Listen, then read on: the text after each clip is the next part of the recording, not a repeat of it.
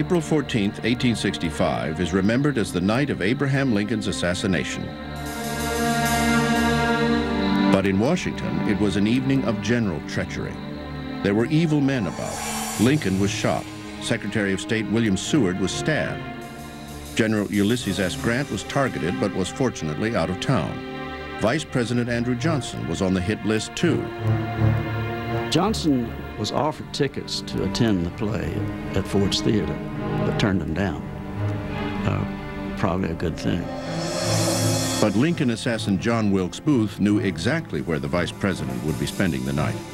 He assigned a co-conspirator to go to Johnson's suite at the Kirkwood boarding house. Johnson retires to his quarters at the Kirkwood house. He's completely unaware of anything that's going on. In fact, sits up part of the night reading, then goes to bed. If all had gone according to plan, Johnson would have been awakened sometime later by a knock at the door, at which point a knife would have been plunged into his heart. But it never happened. The man assigned by Booth to assassinate Johnson lost his nerve, started drinking, decided he wasn't going to go through with it. So the vice president was spared, and when Lincoln died of his wounds the following morning, Andrew Johnson became the first American president to gain the office because of an assassin's bullet. That's part of what will evolve into Johnson's difficulties. He assumes the presidency. He was not elected to it. And so Johnson is coming in as virtually a pretender to the throne. Number 17, Andrew Johnson, Democrat Union, 1865 to 1869, 56 years old, from Tennessee. Andrew Johnson was nothing like his martyred predecessor. Unlike Lincoln, he was a Southerner and a Democrat, and had at one point owned a small number of slaves. But during the Civil War, he was the only senator from a seceding state to remain with the Union, and he had been selected as Lincoln's running mate in 1864 to broaden the ticket's appeal. Nobody anticipated at all Johnson becoming president. If anyone had thought that might possibly happen, they certainly wouldn't have put him on the ticket. Johnson was regarded as stubborn or principled, depending on whether you agreed with him or not. Like Lincoln, he had risen from poverty to prominence through his own determination.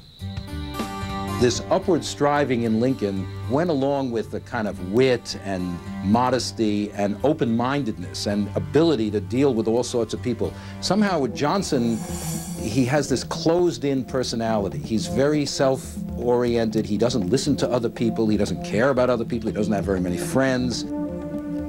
Johnson's background and personality greatly influenced his management style. He had no formal education and had trained to be a tailor. He also had a righteous streak.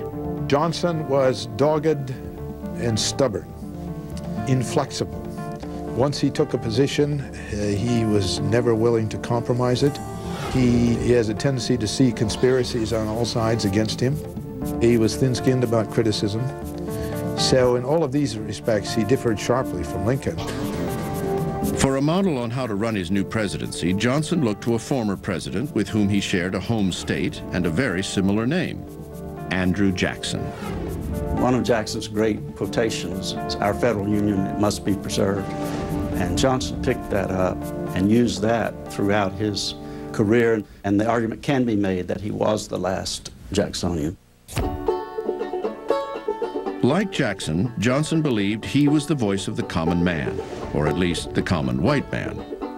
He's probably the most racist president we've ever had, and he talks about blacks as savages, barbarians, and he really thinks they should just go back to work on the plantation and leave the public sphere to whites.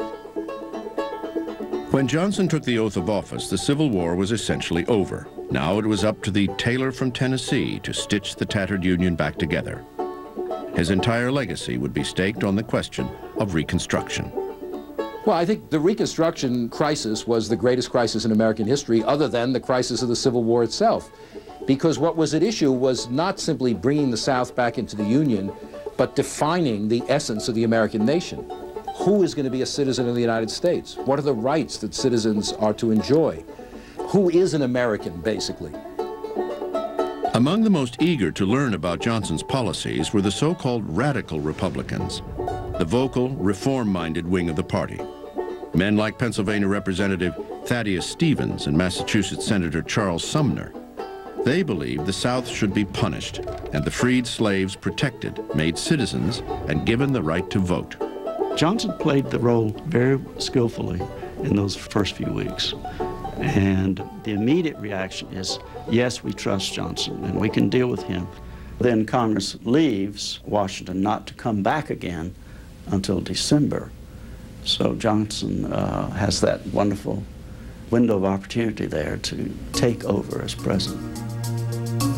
What Johnson did with his opportunity was to come up with his own presidential Reconstruction plan. Many in the defeated South were prepared for the worst. In April 1865, the South lay prostrate at the feet of the conquering North, and many Southerners then were so shell-shocked that they would have been willing to accept almost any terms of Reconstruction. Johnson came in thundering revenge, punishment to these same people, and in their despair, while they thought, oh my God, you know, this is what our fate is going to be,